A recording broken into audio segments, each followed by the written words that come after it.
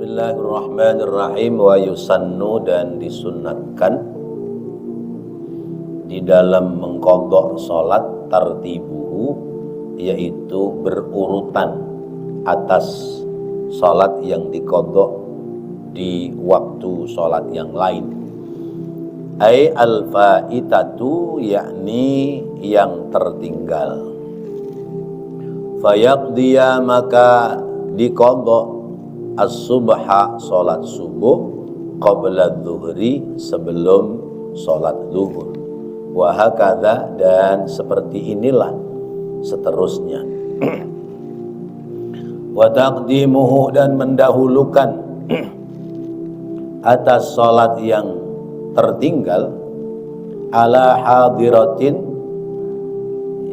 terhadap salat yang hadir, la yakhafu, manakala tidak takut, fautaha, tertinggalnya salat yang hadir. Infata, apabila takut atau khawatir, bi'udrin, karena sebab udzur. Wa in khasya, dan sekalipun terjadi sekalipun takut seseorang, fauta jama'atiha, akan tertinggal dalam jamaahnya salat yang hadir. Alal mu'tamadi, atas kaul yang mu'tamad, pendapat yang kuat. Wa idza fata, dan apabila orang itu tertinggal salat bila udhrin, tanpa ada udhur, fayajibu, maka wajib baginya taqdimuhu, mendahulukannya salat yang diqadha itu, alaiha, atas salat yang lain.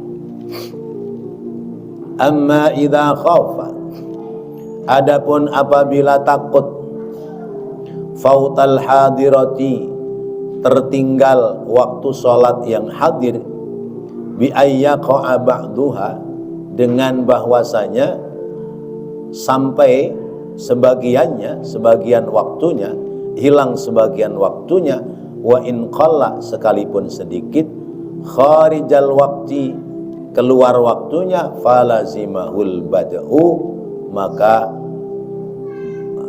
maka dibolehkan mengerjakan waktu yang ada biha, dengannya. Wa yajibu, dan wajib taqdimu ma fata bi ghairi udhrin, mendahulukan salat yang tertinggal dengan sebab tanpa udhur, ala ma fata bi udhrin, atas salat yang tertinggal sebab ada udhur. Wa in faqida, dan sekalipun dia lepas at-tartiba, pada urut-urutannya. Li'annahu, karena bahwasanya tertib salat itu sunnatun, adalah disunnatkan. Wal badaru, dan mensegerakan, wajibun, adalah wajib. Wa yundabu, dan disunatkan takhirur rawatibi, menakhirkan salat rawatib, anil fawaiti, dari salat yang tertinggal, bi'udhrin, sebab udhur. Wa yajibu, dan wajib takhiruha, menakhirkannya salat rawatib, alal fawaiti, atas yang tertinggal, bi ghairi udhrin, dengan tanpa ada udhur. Bapak, Ibu, dan Saudara, bahasan tentang salat, kita kadang ada salat yang tertinggal. Salat zuhur tertinggal waktu, sehingga belum salat zuhur sudah masuk waktu asar. Atau salat subuh tertinggal waktu subuh, sehingga belum salat subuh sudah habis waktu subuh.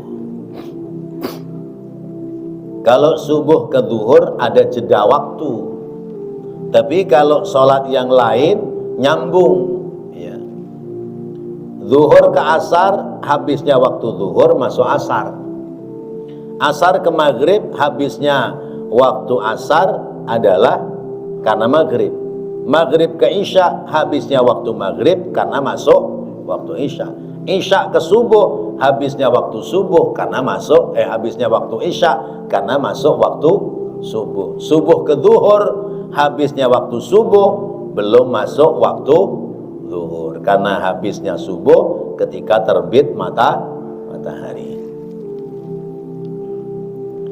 Bagaimana cara kita mengqadha salat? Dalam kitab ini, kitab Fathul Mu'in, diterangkan yusannu tartibuhu, tetap disunatkan urut-urutannya. Kita ketinggalan sholat duhur, mau sholat duhur sudah masuk waktu asar, maka kerjakan sholat duhur terlebih dahulu, baru kemudian mengerjakan sholat asar.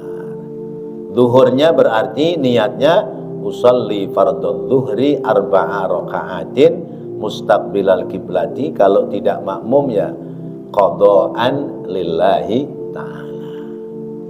Selesai sholat duhur, kaifiyahnya orang sholat itu ada adzan, ada iqamat. Kalau sholatnya nyambung maka adzannya cukup sekali. Kalau sholatnya terpisah, adzannya 2 kali, iqamatnya 2 kali. Ya. Tadi asar, ada adzan, ada iqamat, sholat asar. Masuk waktu maghrib, ada adzan, ada iqamat. Masuk waktu isya, ada adzan, ada iqamat. Tapi kalau misalnya orang tertinggal zuhur karena mau mengerjakannya sudah masuk waktu asar, zuhur ada adzan, ada iqamat, sekalipun sholat qadha. Lalu selesai sholat zuhur mau sholat asar, cukup iqamat. Paham gak nih? Seperti sholat jamak qashar. Sholat jamak qashar, misalnya zuhur dengan asar digabung, dipindahkan ke zuhur, berarti namanya jamak takdim. Waktu asar didahulukan, sholatnya di waktu zuhur. Nah, kalau zuhur yang dibawa ke asar namanya jamak takhir. Waktu asar, waktu zuhur dipindahkan ke waktu asar. Cara sholatnya, dahulukan sholat yang punya waktu. Kalau jamak takdim berarti dahulukan zuhur kemudian asar. Kalau jamak takhir dahulukan asar kemudian zuhur. Paham? Nah, dalam sholat jamak itu adzannya cukup sekali. Zuhur sama asar, asarnya digeser ke zuhur, maka adzannya cukup zuhur. Zuhur, adzan, iqamat, sholat. Ya, sholat jamak takdim. Nanti salam kanan salam kiri mau sholat asar cukup iqamat, tidak disunnatkan beradzan. Ini bagi kaum laki-laki. Kalau bagi kaum perempuan sunnahnya iqamat aja. Itu. Nah, kalau kita kelewatan waktu zuhur, kita mau sholat sudah masuk waktu asar, mana yang didahulukan? Zuhur apa asar? Kalau mengqadha sholat, dahulukan sholat yang permulaan. Berarti zuhur dulu baru asar. Kalau menjamak sholat, dahulukan sholat yang punya waktu. Kalau zuhur diqadha di waktu asar, dahulukan sholat zuhur. Tapi kalau zuhur dijamak ke asar, dahulukan sholat asar. Gimana? Paham? Paham? Ya. Ini teori, prakteknya ntar kapan-kapan kita healing. Kalau dulu namanya jalan-jalan, ya, jalan-jalan ganti jelong-jelong. Sekarang healing. Ntar kalau jalan-jalan dah ada jamak, ada qasar. Nah, kita baru bisa praktek. Kalau waktunya masih panjang, dahulukan yang diqadha. Ya. Waktu asarnya masih panjang, dahulukan yang diqadha. Waktu asarnya udah sempit, tapi kalau mengerjakan duhur 4 rakaat, waktu asar masih ada, tetap dahulukan duhur. Kecuali sekiranya mau mengerjakan sholat asar itu waktunya udah sempit, ya, mengkodok duhur baru 2 rakaat, ya, yang 2 rakaat belum selesai, dimungkinkan masuk waktu asar, maka dahulukan sholat asar supaya dua-duanya tidak menjadi qadha. Begitu. Nah, ini sekalian. Beberapa kali ada orang bertanya, Pak Ustadz, kalau disebut orang musafir itu bagaimana? Orang yang sedang bepergian dan belum sampai ke rumah. Nah, kalau orang bepergian sudah sampai ke rumah, boleh nggak menjamak dan mengqasar sholat? Boleh nggak? Misalnya, tutup aja pintunya. Tutup pintunya aja. Misalnya saya Jakarta Pekalongan Jakarta. Dari Pekalongan umpamanya berangkat pagi jam 10. Diperkirakan, ya, itu asar masih bisa, ya, sebelum sampai di rumah. Nah, maka zuhurnya saya tarik aja ke asar, dah jamak takhir, begitu. Nah, ternyata begitu sampai di Bekasi bablas, nggak ada berhenti, nggak ada rest area sampai ke rumah. Berarti belum sholat duhur, belum sholat asar. Kalau kita sudah sampai di rumah, maka tidak boleh lagi dijamak, tidak boleh lagi diqasar. Sholatnya harus tamam, sholatnya harus sempurna. Duhurnya berarti qadhaan. Paham gak nih? Ini penting ini, karena sering kita jalani, ya. Misalnya maghrib sama isya, berangkat dari mana, di Ciamis atau dari mana gitu. Nanti aja dah jamak takhir, maghrib waktunya sempit gitu, ya. Jalan dah tuh, dipikir berhenti di rest area. Masuk waktu isya mau jamak takhir, ya. Ternyata bablas sampai di lampu merah, Palmerah, Selipi, Bundaran. Nah, berarti belum sholat maghrib, padahal sudah masuk waktu isya. Maka ketika sampai di rumah, kita tidak boleh lagi menjamak maghrib dengan isya, karena musafir kita sudah selesai. Bolehnya maghribnya diqadha, isyanya adaan. Begitu, ya. Nah, ini hal-hal yang seperti ini penting. Kalau seandainya orang mengqadha maghrib ama isya atau zuhur ama asar, waktu asarnya sempit, tinggal sedikit, sekiranya masih ada waktu, kalau buat 4 rakaat zuhur yang qadha itu asarnya belum habis, maka dahulukan zuhur dari asar. Tapi kalau umpamanya waktu asarnya udah mepet, ya, dahulukan asar, kemudian mengqadha zuhur. Wa in faqidat tartibu, ya, sekalipun sunyi dari tertibnya waktu. Sebab tertib waktu itu sunnah. wal badaru wajib, ya. Tertib waktu sunnah, sementara mensegerakan mengqadha hukumnya wajib. Jadi kenapa yang punya waktu dibelakangkan, mengqadhanya harus didahulukan? Karena mensegerakan mengqadha hukumnya wajib.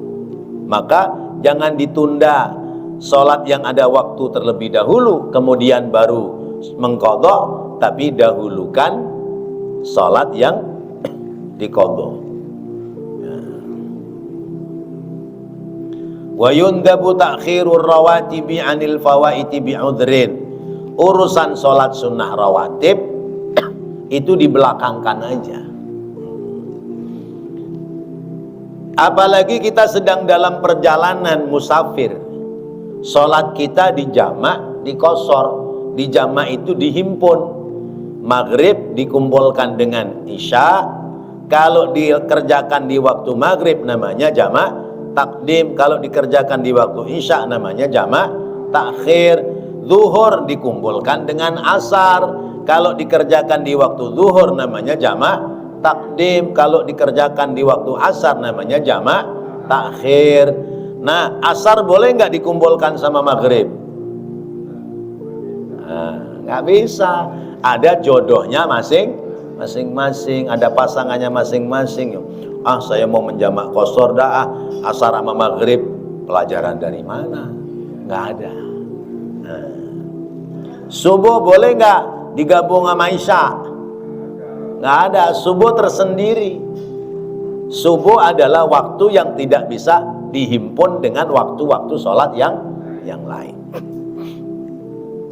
Nah, ini namanya hududullah, ketentuan yang sudah diberikan oleh Allah. Wa yajibu ta'khiruha 'anil fawaiti bighairi 'udhrin, dan tetap wajib, ya, dan wajib mentakhirkan sholat rawatib, ya, kalau ada uzur sholat fardu. Jadi orang bepergian, sholat fardu aja dijamak dan dikosor. Dijamak itu dihimpun, dikosor itu diringkas. Artinya misalnya sholat yang rubaiyah, zuhur sama asar, dikerjakannya 2 rakaat salam, 2 rakaat salam. Sekalipun niatnya tetap 4 rakaatin. Usolli fardhu dhuhri 4 rakaatin mustaqbilal kiblati majmu'an bil asri jam'a taqdimin, ya, lillahi ta'ala, atau ma'muman lillahi ta'ala, misalnya begitu.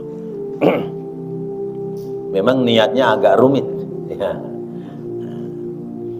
Nah, jadi niatnya tetap 4 rakaat, bukan usolli fardhu dhuhri raka'ataini. Nggak ada itu, sholat duhur 2 rakaat, nggak ada. Saya niat sholat duhur 4 rakaat, tapi saya ringkes jadi 2 rakaat. Niatnya begitu. Yang wajib aja disingkat, yang mestinya 4 menjadi 2. Kok masih mau mengerjakan sunnah rawatib? Maka mengerjakan sunnah rawatib bagi musafir itu tidak menjadi keharusan. Sebab sementara yang fardu aja waktunya sudah dikurangi, yang 4 rakaat menjadi 2 rakaat. Adapun orang mau mengerjakan sunnah rawatib sekalipun sudah jamak dan qashar, maka kerjakanlah, ya, takhirur rawatib 'anil fawaid, ya.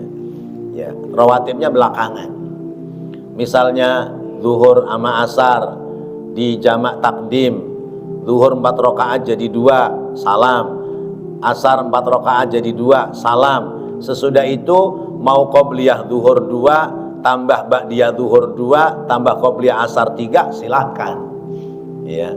Berarti sesudah 2 zuhur sama asar tambah lagi 2 qobliyah zuhur, 2 ba'diyah zuhur, 2 qobliyah asar.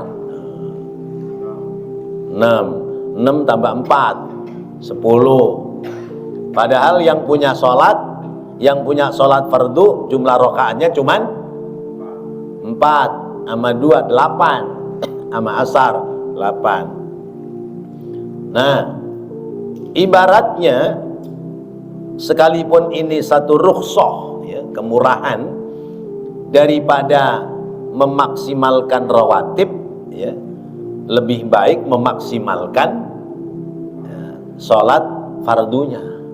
Sekalipun menjamak duhur dengan asar, tapi nggak usah diringkes. Misalnya begitu. Adapun orang mau mengerjakan itu boleh-boleh saja. Oke. Tambihun, peringatan. Man mata, man siapa orang mata yang mati. Mati apa meninggal? Mati apa meninggal dunia? Bahasa Arabnya mata, mati. Inna sholati wa nusuki wa mahyaya wa mamati, bukan buat meninggal duniai, bukan. Man mata siapa orang yang meninggal dunia, wa alaihi dan baginya sholatu fardin meninggalkan sholat fardu, lam tuqda tidak boleh diqadha, wa lam tufda dan tidak boleh dibayar fidyah anhu daripadanya. Ini asal hukumnya nih, ya. Asal hukumnya, orang ini sakit sebulan nggak sholat, dia mati, maka asal hukumnya meninggalkannya sholat ini si fulan yang sakit tidak boleh diqadha, tidak boleh pula dibayar fidyah. Ini asal hukumnya nih. Ini perlu mengerti, ya. Tidak boleh diqadha. Nah, yang mau qadha siapa? Orang udah mati. Yang qadha ahli warisnya. Nah, ini asal hukumnya. Tetapi wa fi qaulin, dalam pendapat yang lain, annaha tuf'alu anhu, bahwasanya orang yang meninggalkan sholat fardu, meninggal dunia, meninggalkan sholat fardu, tuf'alu anhu, boleh dikerjakan qadha anhu untuk orang yang meninggal dunia. Paham? Asal hukumnya nggak boleh, nggak usah diqadha. Apalagi orang-orang yang memang saat sehatnya nggak pernah sholat, ya, begitu sakit nggak sholat, ngapain pakai diqadha? Oh, sehat aja gak sholat. Nah itu. Lalu ausa biha amla, baik orang itu wasiat ataupun tidak wasiat, itu boleh diqadha. Ini pertama, pendapat pertama. Tadi asal hukumnya nggak boleh diqadha, nggak boleh dibayar fidyah. Tapi kemudian ada kaul lain, pendapat lain, boleh diqadha. Siapa yang mengqadha? Ahli warisnya. Saya kasih contoh. Ini fulan meninggal dunia, ya, selama sakit 1 bulan dia nggak sholat. Kebetulan dia punya anak 5. Nah, ini biar gampang aja nih, ya. Anaknya 5, berarti 1 anak membayar 1 sholat orang tuanya yang meninggal selama 1 bulan. Anak pertama qadha sholat duhur, anak kedua qadha sholat asar, anak ketiga qadha sholat maghrib, anak keempat qadha sholat isya, anak kelima qadha sholat subuh. Dijadwal dah tuh. Selama satu bulan. Itu boleh begitu. Nah, niatnya bagaimana?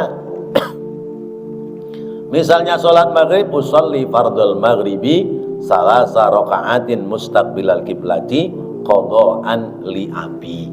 Kalau mengqadha sholat bapaknya, kalau mengqadha sholat ibunya, qadha'an li ummi. Saya niat sholat maghrib 3 rakaat, mengqadhakan sholat bapakku atau ibuku. Itu ada yang membolehkan. Hakahu al-Ibadi anis Syafi'i, menceritakan, meriwayatkan, atau kaul itu dikuatkan oleh Imam Ibadi dari madhabnya Imam Syafi'i. li khabarin fihi, karena adanya hadis yang membolehkan pada pendapat itu. Wa fa'ala, dan telah mengerjakan bihi, padanya, pada pekerjaan ini, yakni mengqadha salat orang yang meninggal dunia, as-Subkiyu, adalah Imam Subki, an ba'di aqaribihi, tentang sebagian dari kerabatnya. Imam Subki kalau kerabatnya ada yang meninggal dunia, dia meninggalkan puasa, meninggalkan sholat karena sakit, maka Imam Subki yang membayarnya.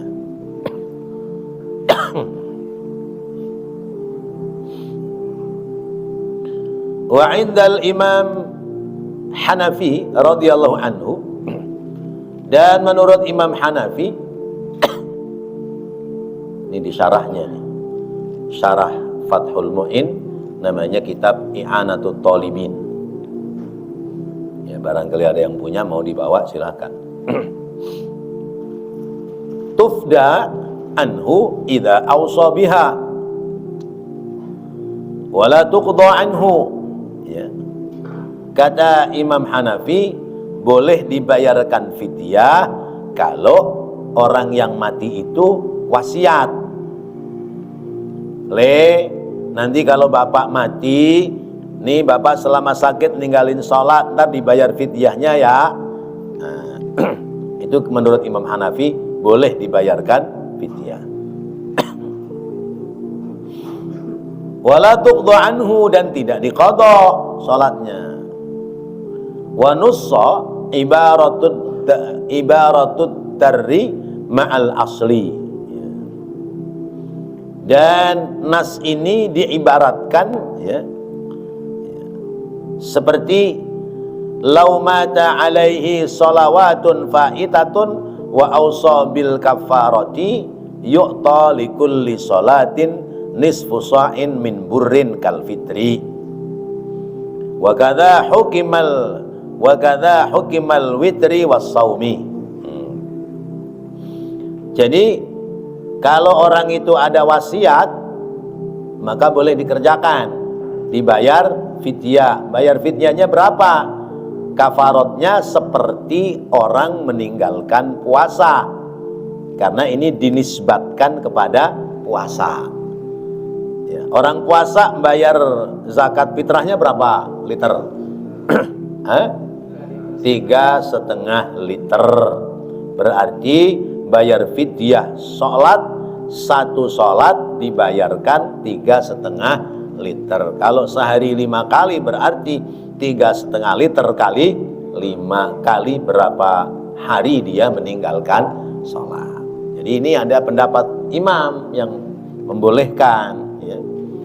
Tapi kalau madhab Imam Syafi'i lebih condong bukan dibayar fidyah, tapi diqadha oleh ahli waris. Ini yang begini kudu ngerti ini, karena ini sering terjadi di masyarakat kita. Ya. Selesai ini tentang salat. Wa yu'maru, dan wajib diperintahkan dzu soban atau dzu siban, orang yang memiliki anak kecil, zakarun au unsa, baik laki-laki atau perempuan, mumayyizun, yang masih tamyiz, yang umur belum mencapai akil baligh. Umur tamyiz itu berapa? Bi ansoro, dengan bahwasanya ya adalah yakulu wa yashrabu, dia sudah bisa makan sendiri, minum sendiri. Makan sendiri nggak belepetan, minum sendiri nggak tumpahan. Wa yastanjia, dan dia sudah bisa istinja wahdahu, sendirinya ya. Dia bisa istinja sendirinya. Dia bisa cebok sendiri, udah bersih. Nah yang begitu dia disebut tamyiz. Umur berapa kira-kira? Ingat nggak dulu cebok sendiri umur berapa? 6 tahun ya. 6 tahun udah cebok sendiri ya. 6 tahun, 7 tahun, 8 tahun. ya. Makan udah nggak disuapin sama emak sama bapak, ya. Itu umur-umuran 6 tahun. Nah itu dia namanya tamyiz. Ya tentunya sudah khitan bagi anak laki-laki. Ya. Wajib memerintahkan, ya, orang tua kepada anak-anaknya, baik laki-laki maupun perempuan, mereka yang sudah masuk umur tamyiz.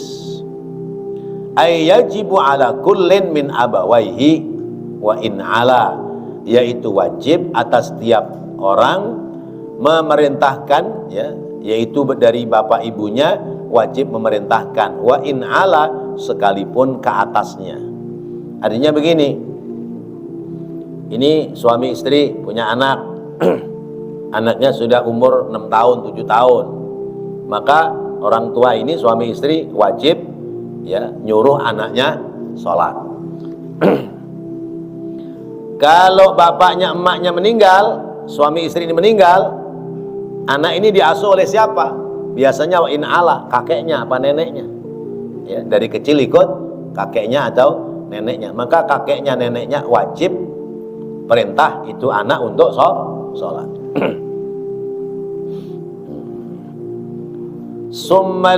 Summal wasiyyi, kemudian orang yang diwasiati untuk merawat, ya. Nggak ikut bapaknya, nggak ikut emaknya, nggak ikut kakek neneknya, dititipin sama saudaranya, ya. Dititipin sama saudaranya.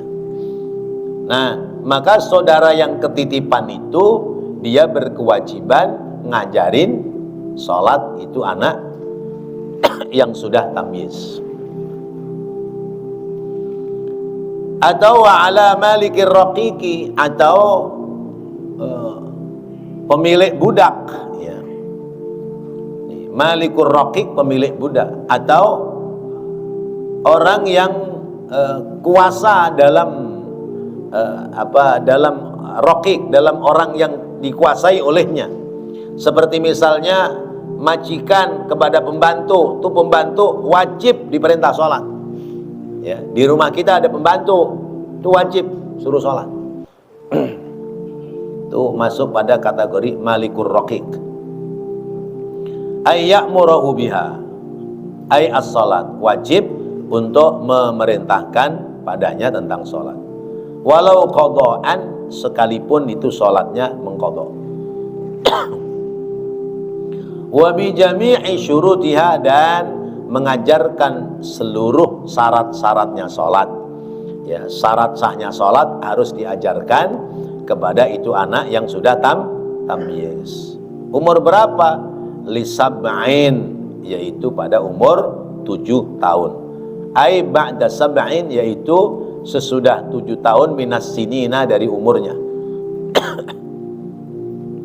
Ai 'inda tamamiha, yakni ketika sudah sempurna umurnya lewat dari 7 tahun atau 7 tahun genap. Wa in mayyaza qablaha, sekalipun masih tamyiz sebelumnya. Tamyiz itu ya tadi belum dewasa. Wa yambaghi, dan hendaknya mengajarkan pula orang yang berkewajiban kepada anak itu ma'asighatil amri at-tahdidi, dengan sighat, dengan bahasa perintah yang sifatnya at-tahdid. Tahdid itu nakut-nakutin atau ngancem. Sholat, kalau nggak sholat masuk neraka. Gitu. Saya sama cucu saya kan gitu. Ngapa belum sholat? Sholat wajib apa sunnah? Wajib. Bagaimana kalau orang ninggalin wajib? Dosa. Kalau dosa masuk mana? Neraka. Ayo berangkat, jalan dia sholat. Nah itu namanya at-tahdid, ya. Ya, dikasih peringatan atau ancaman. Itu kalau umurnya 7 tahun ke atas.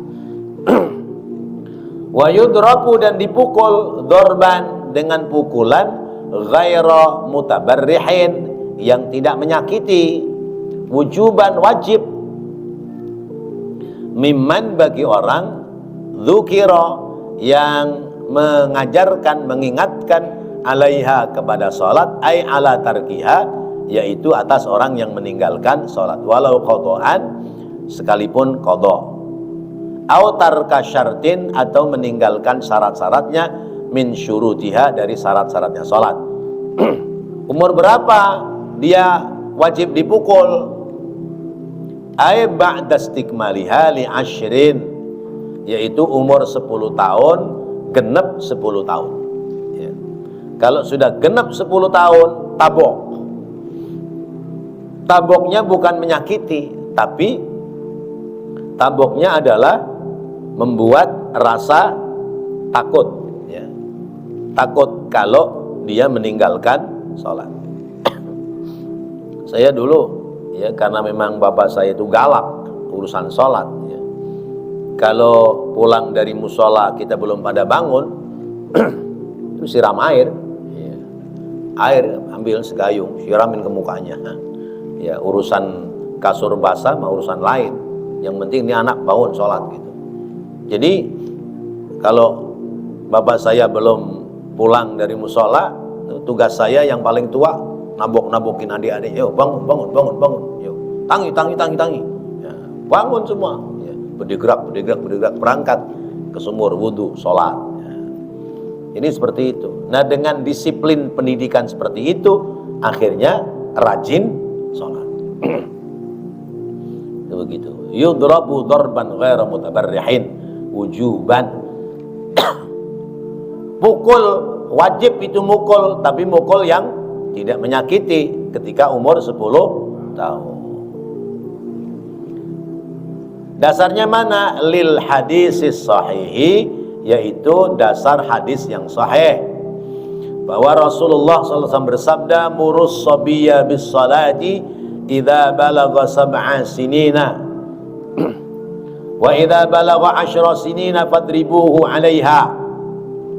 Muru, perintahkan, as-sabiyya, kepada anak-anak, as-salata, untuk salat, idza balagha sab'a sinina, apabila telah berumur 6 tahun, wa idza balagha 10 sinina, dan apabila telah sampai umur 10 tahun, fadribuhu, pukullah dia, alaiha, atas meninggalkan pada salat. Kasaumin atau qahu, seperti juga perintah puasa bagi yang sudah kuat. Fa innahu yu'maru bihi li sab'in wa yudrabu alaihi li 10 kas-salat ya. Puasa juga sama, umur 7 tahun diperintah puasa. Kalau 10 tahun nggak puasa, tabok, sama kayak sholat. Biasanya puasa mah pada rajin-rajin anak-anak ya. Ya, yang nggak rajin tuh yang tua-tua. Anak-anak pada rajin ya.